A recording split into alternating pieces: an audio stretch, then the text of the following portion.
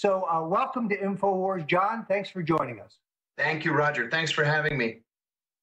So outline for our listeners who, in the bustle of their everyday responsibilities, may not be fully aware of what Vault 7 has exposed.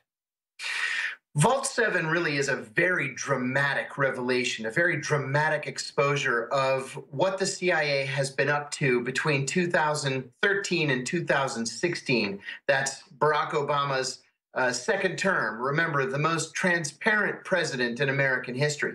Well, apparently the most transparent president in American history had ordered the CIA to develop hacks into the iPhone, into the Google Android phone, into the Samsung Smart TV, and even into our cars' computer systems.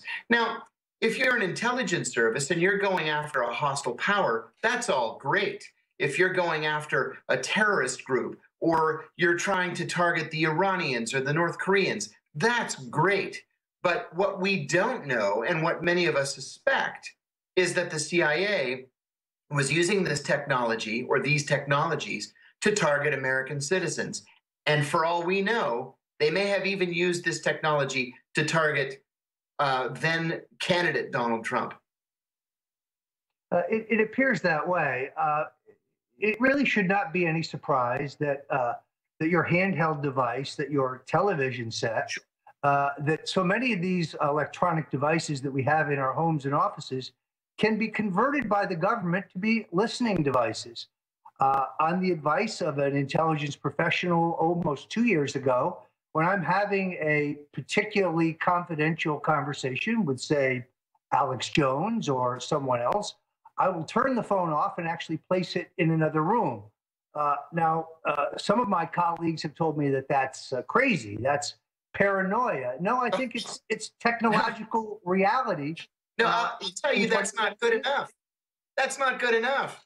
When I was at the CIA, and I'm talking about 10, 15, even 20 years ago, when I was at the CIA, it wasn't good enough to shut the phone off or put it into another room, because the CIA can remotely activate the phone so that it looks like it's off, but it's still functioning as a microphone. So what we would do, until the days when you could no longer take the battery out of a phone, if you couldn't take the battery out, you would put it in a freezer and close the freezer, or refrigerator for that matter, or leave the phone in your car, because the CIA from anywhere in the world, whether it's Langley, Virginia, or somewhere overseas, they can activate that phone and activate the phone's camera and can record your whole conversation without you even realizing that the device is on. It seems to me that we've had a never-ending trail of the Central Intelligence Agency getting caught with misdeeds and lies, being dragged before the Congress and swearing they're really sorry, they'll never do it again. And then they go back to Langley, and of course, nothing ever changes. I think the president would be wise to clean house at the CIA as soon as possible. I was rather surprised that in the inaugural week, he went out to Langley and kissed their derriere. I would not have done so. They are the enemy. They are the tip of the spear for the globalists. And frankly, as they brought John Kennedy down, as they undermined Richard Nixon, they have every intention of undermining and delegitimizing this president. And keep in mind, Roger, that this is still very much Barack Obama's CIA. These people who rose to the senior-most levels of the CIA over the past 8 years did so under President Barack Obama. They served under John Brennan. They served under David Petraeus. They served under, his name escapes me now, Obama's first CIA director, Leon Panetta. Panetta.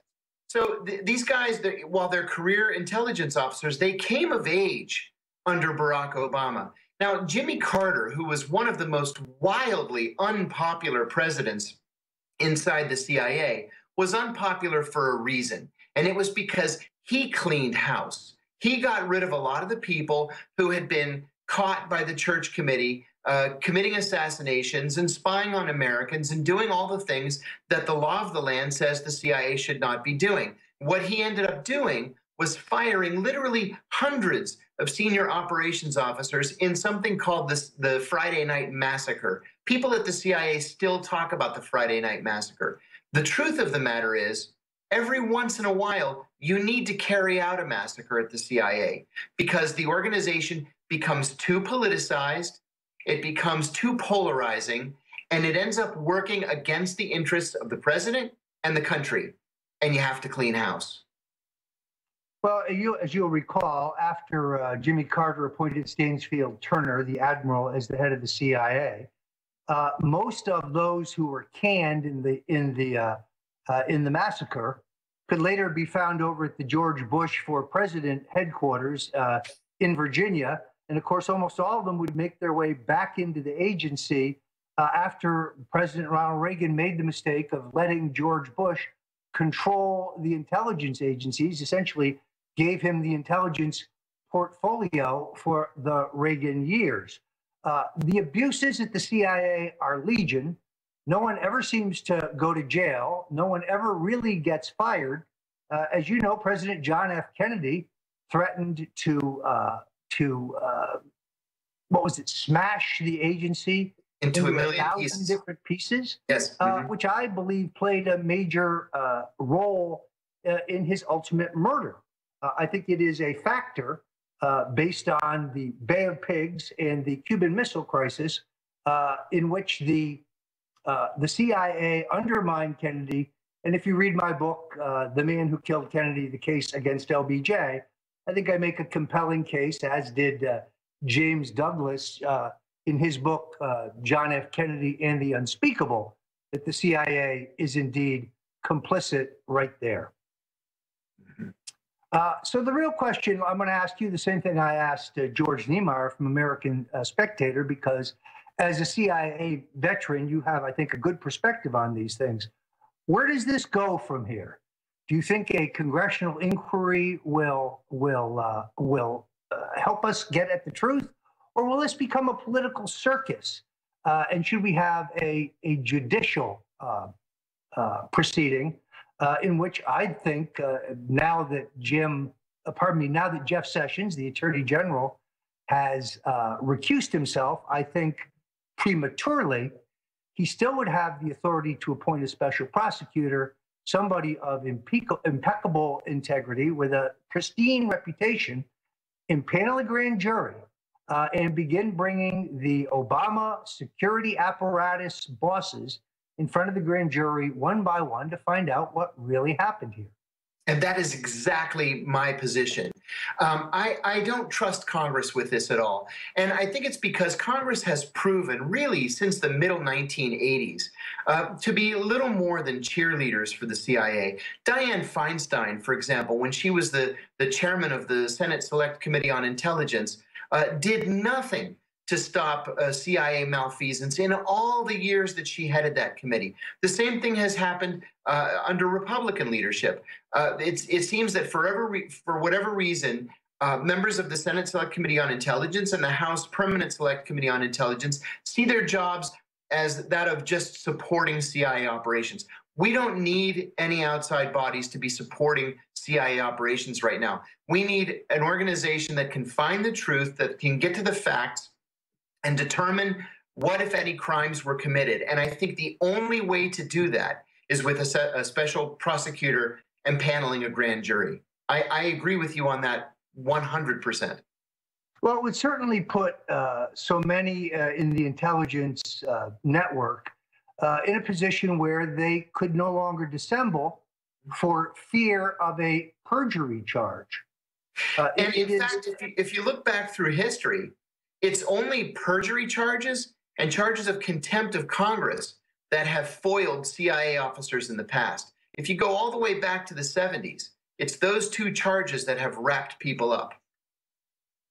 You're absolutely right. I'm thinking of the Defense Intelligence Director, James Clapper, under Barack Obama. As you know, He already got caught lying to Congress about how much metadata was being kept on American citizens. 26 senators co-signed a letter accusing him of perjury. One senator demanded his resignation.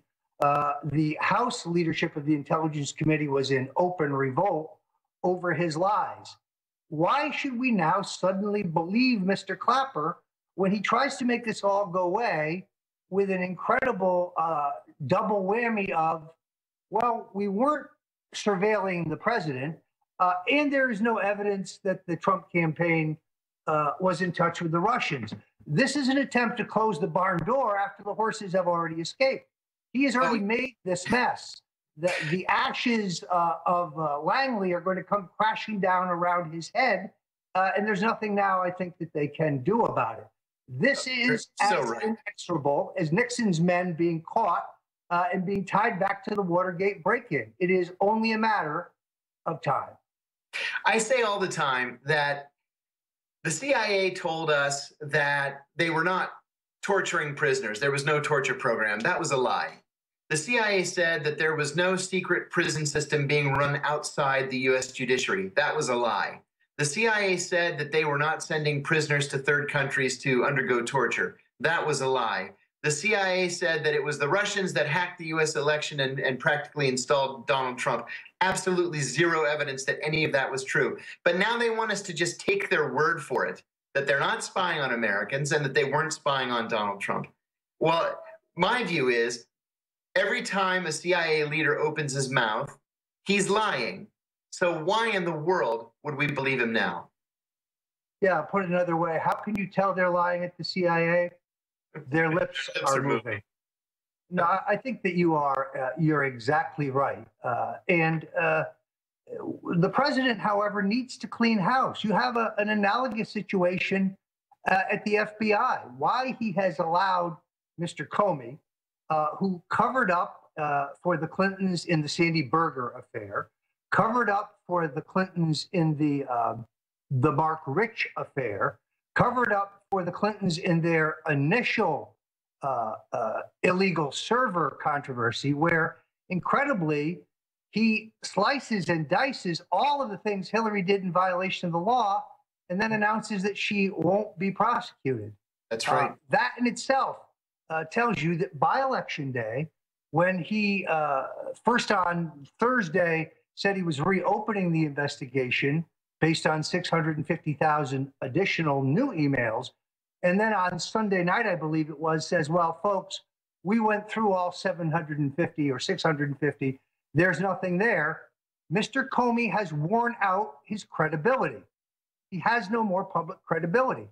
It is time for Donald Trump to make Judge Jeanine Pirro the head of the FBI. She was a distinguished prosecutor with a reputation for integrity. And I guarantee you, she's one tough lady, someone I've known for, geez, I guess 30 years, going back to her days as the Westchester County District Attorney. She could clean up the agency. Of that, I have no doubt. And I also have no doubt that the American people would rally around the president if he initiated a change like that, not just at FBI, but also at CIA. You know, these constant accusations and innuendos are exhausting, not just for those of us here in Washington, but for Americans all across the country. The president can put that to rest and can really put his foot down by getting rid of these malcontents and starting fresh.